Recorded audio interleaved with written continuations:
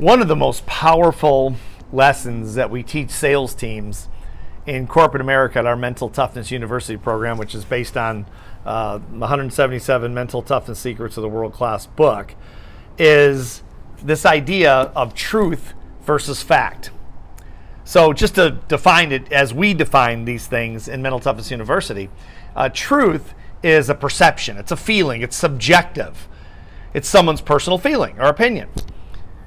A fact is objective. It's an actual fact. You can't change it, okay?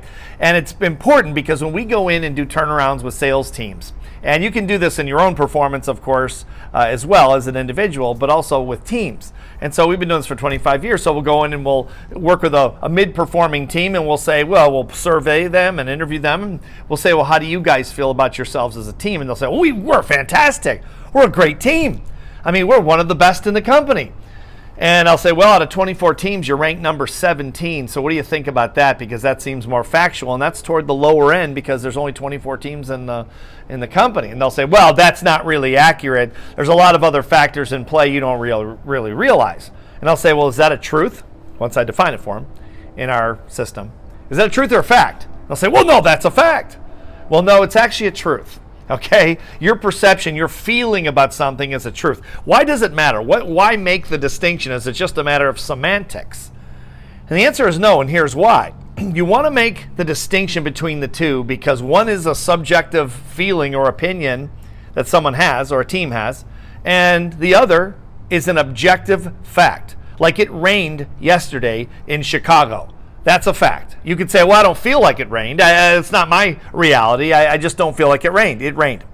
It's a fact. We have proof, we have data, we have evidence to prove it. Okay? It's very important, especially right now, because there's all these alternative facts out there. And I'll give you an example. I live in Georgia, and so I just went and voted. We have a runoff between Herschel Walker and Raphael Warnock for the Senate. This is going to determine the control of the Senate. It's a very big deal.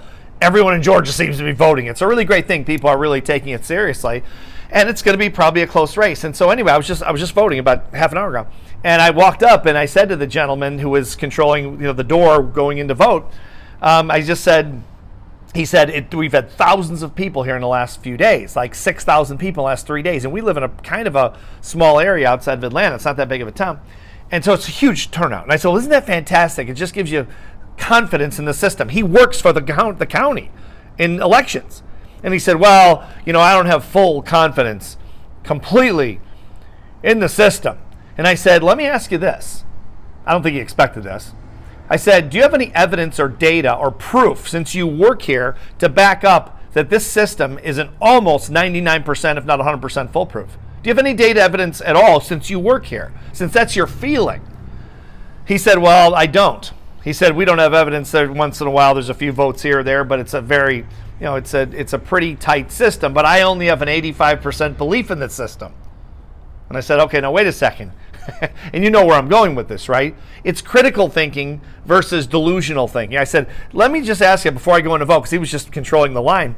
And I said, I'm going in to vote, so tell me, back up, prove to me why you only have an 85% confidence in this system that is almost, you just said, is almost by proof, by data and evidence, almost perfect. He said, it's just the way I feel. That's a problem. That's a real problem. So there's, political polarization right now, of course, and people are making, when people lose an election now, they say, well, it's rigged. When they win an election, it's not rigged. Then everything's fine. Okay, that's why that's why in this context of politics, I'm just using that because it's so popular right now. And that's not for the sake of being political. Not that I'm above that, but there's just enough of that out there anyway. There's enough divisiveness out there. So I won't go into that. But the point of it is if you don't have facts, evidence, or data,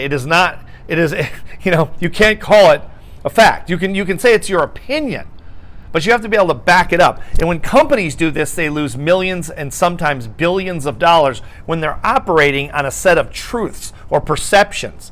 Individuals do this as well. Okay, they'll say, I think I'm a fantastic football player, but no one in the NFL will draft me. Well, here's the fact. You are not a fantastic football player, or the NFL would be drafting you. It's not harsh, it's just the fact. So now let's go. Okay, so I probably just hit the right side of the political spectrum, because the right seems to be denying it more than the left right now.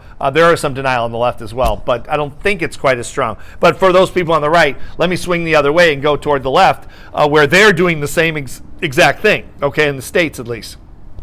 Now it's a gender thing. Okay, I'm just using this as an example, but it's the same thing. I'm filling out forms just like you are now, and it says, it used to say gender, male or female. Now it's 22 different things. Okay, here's the fact. There are two genders. There's male and there's female. Now, you might be a male and feel like a female, or vice versa, but the facts, the evidence, the data, all says one thing. There's two genders. You can spin it any way you want it. You can make up anything you want to satisfy people's needs for delusion, but that's the way it is.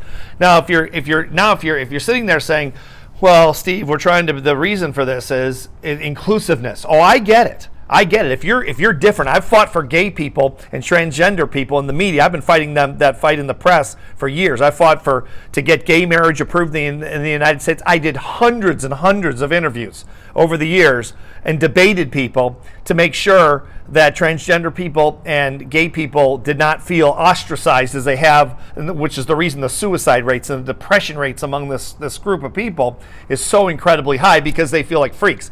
They're not freaks. But that doesn't mean there's more than two genders. Now, why do I know that? Because that's what the facts show. They're absolutely conclusive. There are two genders. You can feel any way you want is the point, and that's fine. There's nothing wrong with feeling a certain way. That doesn't mean there's more than two genders. You're hitting something you can't prove, which is where truth comes in. So the point of this whole thing, just to wrap this up, is either as an individual or as a team or building a company or raising kids or whatever, you want to help them understand the difference between a perception of reality and reality itself, which is objective reality that has the evidence, the data, and the proof to back it up. Where a feeling, I can feel anything I want, but that doesn't mean it's true. It just means I feel that way. The problem with it is right now in society, on the other side, of course, is we're starting to make facts out of fiction. We're starting to take perceptions and turn them into facts. That doesn't work. It will not work long term. I don't care how inclusive it may seem. It's inclusive by way of delusion. And that's a problem. It's the same thing with saying, if I lose an election, it's rigged. If I win the election, it's not rigged at all. That's the same thing. When you bleed delusion into objective reality, or subjective reality into objective reality, you have chaos. That will not sustain a society. And that means we've got to fix it both on the right, conservative-leaning side of the United States, as well as the left, extreme right, is really what we're talking about.